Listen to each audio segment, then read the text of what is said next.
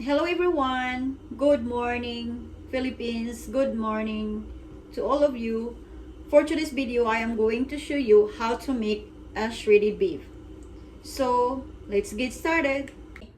So, ang akong karne nga gamiton guys, so kuha na siya. So, beef. So, ako na siyang hiwaon. Ako na siyang pabukalan mga 2 hours.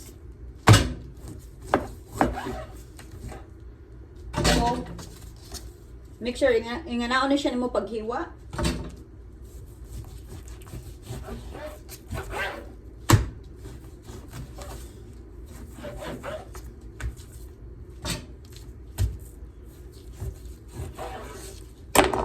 Unya, ato na siyang butangan og tubig atong pabukalan. First, ato siyang hugasan.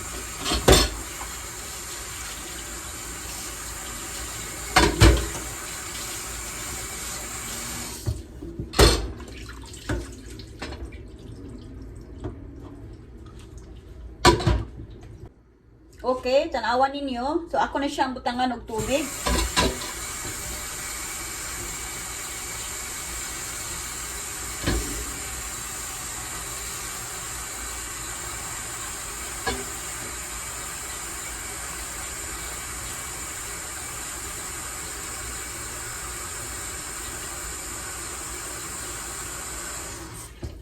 Okay guys, tanawa. So, 3/4 lang ang tubig ang atong isabaw. Ani, ato ni siyang pabukalan. Ato ni siyang lutoon mga 3 hours.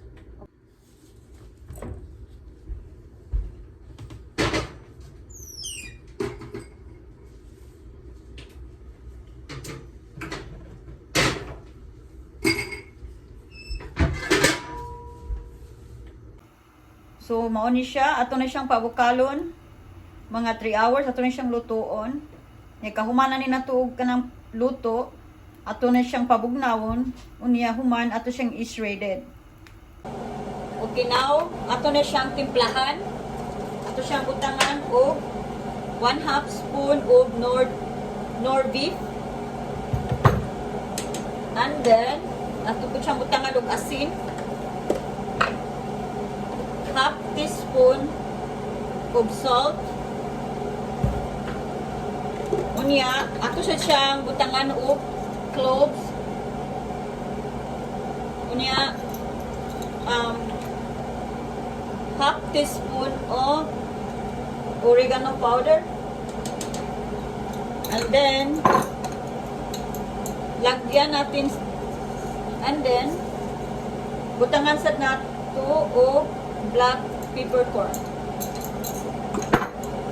And then, ato siyang butangan og bay leaf. Uha ng laurel. So maura na siya ang atong isagol. So, see you soon. Okay, ato ni siyang maghiwa ta og usa. Ato siyang hiwaon usa ka sibuyas ang ato siyang isahon.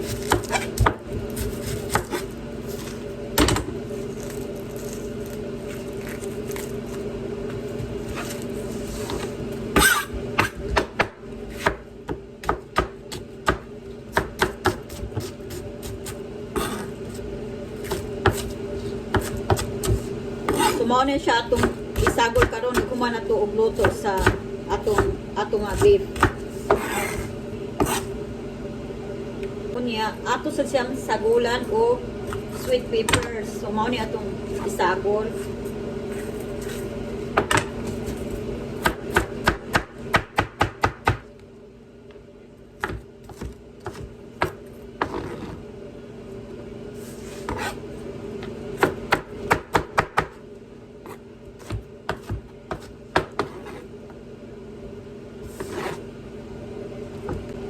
Nya guys, ako sa na siyang butangan og sili para pud siya nga halang ba. This is the jalapeno peppers.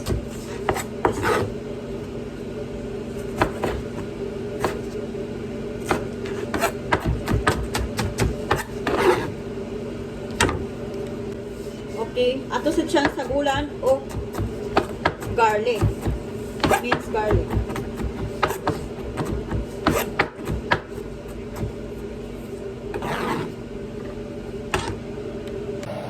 So look at guys, look at the beef. So tanawan ninyo guys. So 3 hours later, so ang beef naluto na gid siya. So ako ni siyang pabugnawon, unya ako ni siyang i-shredded. Okay, ato na siyang initon ang olive oil.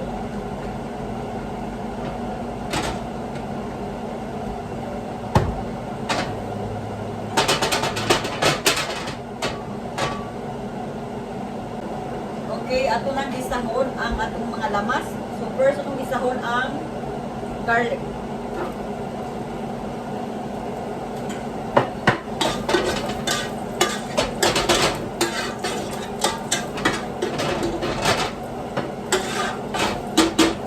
Nya atong isunod og isa ang sibuyas.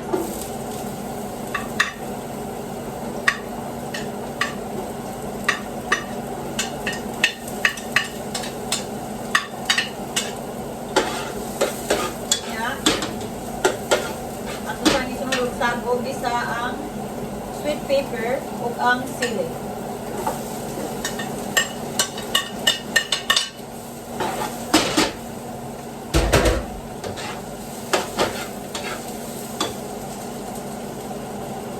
Okay, tanawa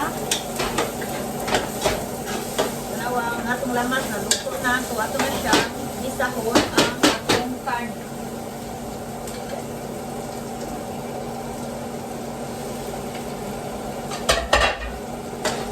Ato na siyang pabukalan na sa balik mga 10 to 15 minutes. Nya ato na siyang ibutang ang leftover nga sabaw sa baka.